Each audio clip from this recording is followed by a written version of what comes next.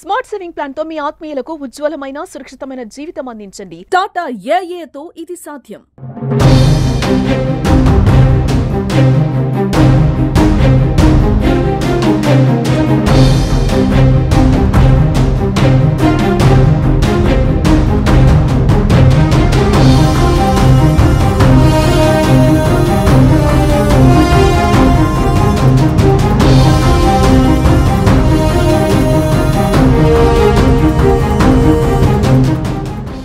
హుజైఫా యమన్ అనే వ్యక్తి అరెస్ట్ నిజామాబాద్ జిల్లాలో కలకలం రేపింది.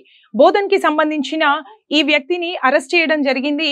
తను టాక్ విత్ స్ట్రేంజర్స్ అనే ఒక యాప్ ద్వారా అసాంఘిక శక్తులతో మాట్లాడుతున్నట్టు, విదేశాలలో ఉన్న కొంతమందితో వీడియో కాల్స్ మాట్లాడుతున్నట్లు, అట్లాగే రాంచీలో అరెస్ట్ అయిన డానిష్ అనే వ్యక్తితో వీడియో కాల్ మాట్లాడినట్టుగా తెలుస్తుంది. దానికి సంబంధించి ఢిల్లీ పోలీసులు వచ్చి బోధన్లో ఇతన్ని పట్టుకోవడం జరిగింది. అలాగే ఇతన్ని కోర్టుకి సబ్మిట్ చేసి ఢిల్లీ తీసుకువెళ్ళడం జరిగింది. అయితే ఇక్కడ వాళ్ళ తల్లి మరియు పెద్ద అన్న ఏమంటున్నారంటే అది ఒక కేవలం మామూలుగా అన్న యూత్ కి తెలిసిన ఒక వీడియో కాల్ యాప్ మాత్రమే, దానికి ఎలాంటి ఆధారాలు మేము ఇక్కడ నుంచి ఏమైనా ఇన్ఫర్మేషన్ ఇచ్చినట్టు, వాళ్ళ దగ్గర నుంచి ఇన్ఫర్మేషన్ తీసుకున్నట్టు ఎలాంటి ఆధారాలు లేవు, అది చాలా సింపుల్ యాప్ అన్నట్టుగా చెప్తున్నారు.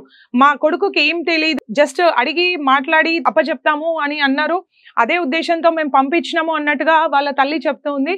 అయితే ఇక్కడ చూసుకుంటే యమన్ తండ్రి ఎవరైతే ఉన్నాడో అతను 2013లో కృష్ణ జింకకు సంబంధించిన ఒక కేసులో పరారీలో ఉన్నాడు ముఖ్యంగా.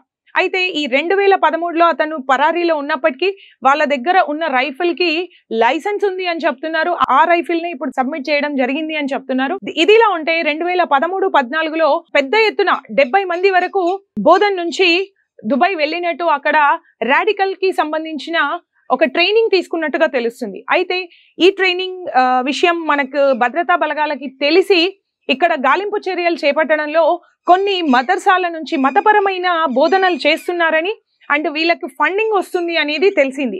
సో దాన్ని కట్టుదిట్టపరిచిండ్రు మన భద్రతా బలగాలు. అయితే ఇప్పుడు మళ్ళీ వార్తల్లోకి వచ్చింది యమన్ అరెస్టుతో బోధన్ మరొకసారి. దీనికి సంబంధించి బోధన్ నుంచి ఈ యమన్ ని అరెస్ట్ చేసి తీసుకెళ్లడం జరిగింది.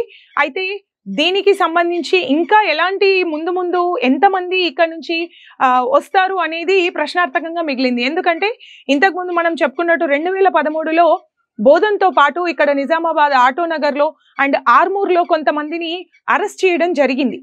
అలాంటి సిచ్యువేషన్ లో మరి ఇప్పుడు బోధన్లో మొదలైన ఈ ప్రక్రియ మరి ఎక్కడ ముగుస్తుంది, ఎక్కడ ఎంతమంది ఇట్లాంటి వాళ్ళు ఉన్నారు, ఇది ఎంతవరకు తీసుకెళ్తుంది అనేది వేచి చూడాల్సి ఉంది.